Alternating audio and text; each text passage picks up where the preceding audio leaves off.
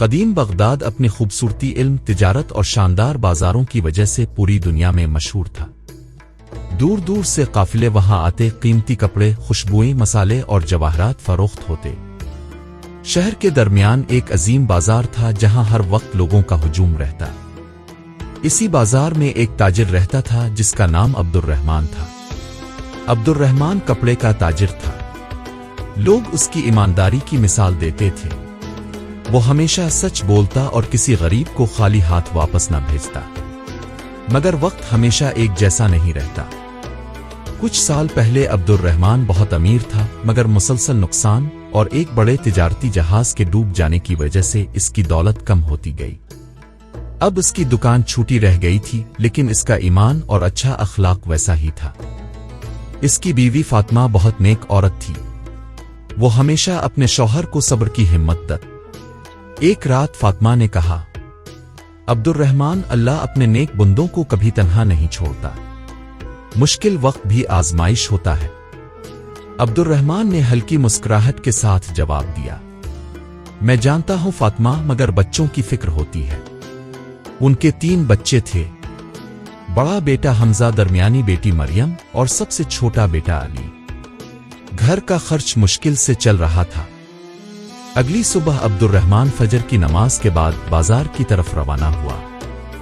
راستے میں اس نے ایک بوڑھے فقیر کو دیکھا جو مسجد کی سیڑھیوں پر بیٹھا کانپ رہا تھا۔ فقیر نے دھیمی آواز میں کہا، اللہ کے نام پر کچھ دے دو۔ عبد الرحمن کے پاس صرف چند سکے تھے، مگر اس نے 2 سکے نکال کر فقیر کو دے دیے۔ فقیر نے اس کی طرف غور سے دیکھا اور کہا، اے تاجر، تمہاری امانت جلد تمہیں واپس ملے گی۔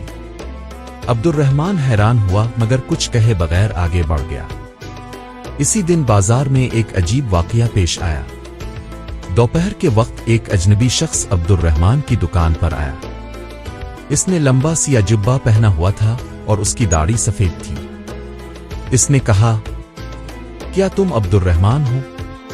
جی ہاں۔ اس شخص نے ایک چھوٹی سی پرانی تھیلی اس کے سامنے رکھ دی۔ یہ تمہارے والد کی امانت ہے۔ عبد الرحمن چونک گیا، میرے والد؟ مگر ان کا انتقال تو 20 سال پہلے ہو چکا ہے۔ بوڑھے نے کہا، مرنے سے پہلے انہوں نے یہ تھیلی میرے حوالے کی تھی اور کہا تھا کہ جب تمہارا بیٹا سخت مصیبت میں ہو تب اسے دے دینا۔ عبد الرحمن کے ہاتھ کانپنے لگے۔ اس میں کیا ہے؟ بوڑھے نے مسکرا کر کہا، چاندی کے سکے، مگر ان کا راز صرف سچا انسان جان سکتا ہے۔ یہ کہہ کر وہ شخص بھیڑ میں غائب ہو گیا۔ عبد الرحمن نے فوراً تھیلی کھولی۔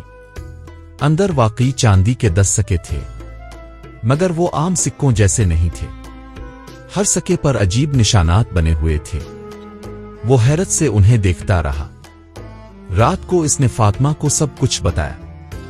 فاطمہ نے کہا، یہ کوئی اللہ کی طرف سے مدد معلوم ہوتی ہے۔ عبد الرحمن نے سکوں کو غور سے دیکھا۔ ایک سکے کے پیچھے عربی میں کچھ لکھا تھا، سچائی دولت سے قیمتی ہے۔ دوسرے پر لکھا تھا، امانت رزق بڑھاتی ہے۔ ہر سکے پر الگ نصیحت لکھی ہوئی تھی۔ عبد الرحمن نے سوچا شاید یہ صرف نصیحتی سکے ہیں، مگر اگلے دن ایک عجیب بات ہوئی۔ ایک امیر آدمی اس کی دکان پر آیا اور بہت سا کپڑا خرید لیا۔ جاتے ہوئے اس نے سونے کے سکے دیے۔ جب عبد الرحمن نے رقم گنی تو معلوم ہوا کہ آدمی غلطی سے ضرورت سے زیادہ پیسے دے گیا ہے۔ ساتھ والے تاجر نے فوراً کہا، خاموش رہو، قسمت سے دولت ملی ہے۔ مگر عبد الرحمن نے فوراً اس آدمی کو آواز دی، حضور، آپ زیادہ رقم دے گئے ہیں۔ امیر آدمی رک گیا۔ اس نے حیرت سے عبد الرحمن کو دیکھا۔ آج تک کسی تاجر نے مجھے واپس رقم نہیں دی۔ عبد الرحمن نے مسکرا کر کہا، حرام مال میں برکت نہیں ہوتی۔ امیر آدمی بہت متاثر ہوا۔ اس نے کہا، میرا نام یوسف بن سلیمان ہے، میں شام کا بڑا تاجر ہوں، آج سے تم میرے تجارتی شریک ہو۔ یہ سن کر بازار کے لوگ حیران رہ گئے۔ کچھ ہی مہینوں میں عبد الرحمن کا کاروبار دوبارہ چل نکلا۔ مگر کہانی یہاں ختم نہیں ہوئی۔ ایک رات عبد الرحمن نے خواب دیکھا کہ ایک نورانی بزرگ کہہ رہے ہیں چاندی کے سکوں کا راز ابھی مکمل نہیں ہوا، آخری راز تلاش کرو۔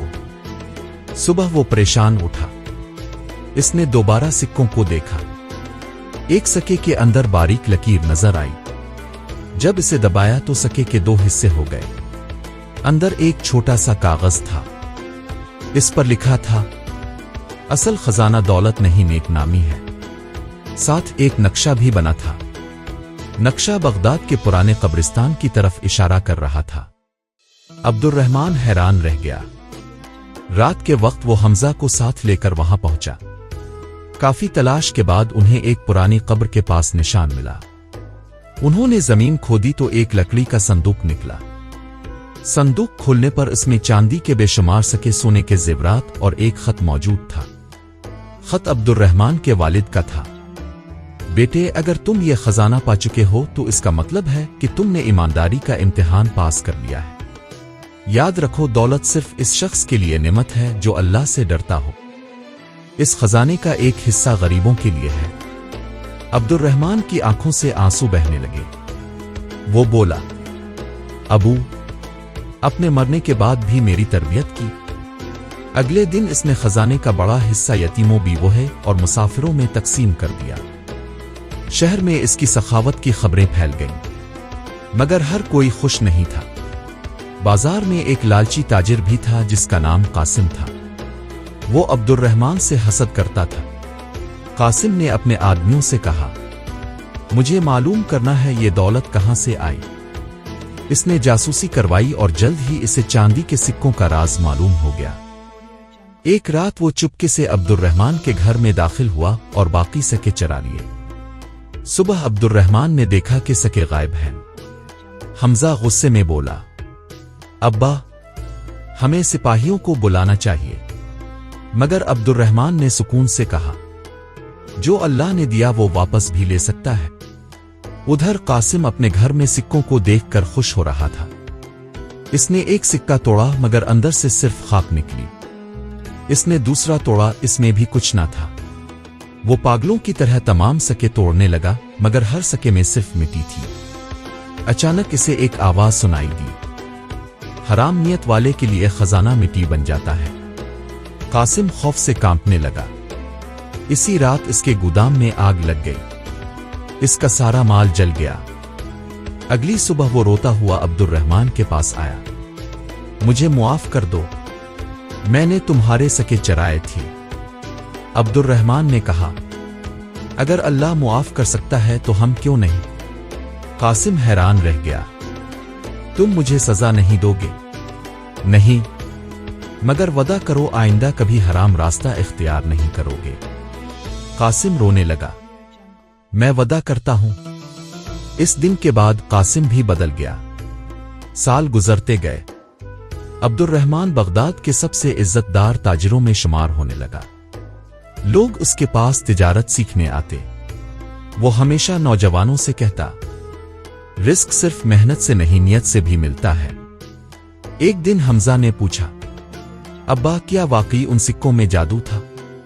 عبد الرحمن مسکرایا، نہیں بیٹے، اصل راز سکوں میں نہیں تھا، اصل راز ایمانداری، صبر اور اللہ پر بھروسہ تھا۔ یہ سن کر حمزہ خاموش ہو گیا۔ عبد الرحمن نے آسمان کی طرف دیکھا، ہلکی ہوا چل رہی تھی، اسے ایسا محسوس ہوا جیسے اس کے والد کی دعا آج بھی اس کے ساتھ ہو۔ وقت گزرتا رہا مگر چاندی کے سکوں کا راز بغداد کے لوگوں کے لیے ایک مثال بن گیا۔ لوگ اپنے بچوں کو یہ کہانی سناتے اور کہتے سچا انسان کبھی خالی ہاتھ نہیں رہتا، اور واقعی دنیا کی سب سے بڑی دولت سچائی، امانت اور نیک کردار ہے۔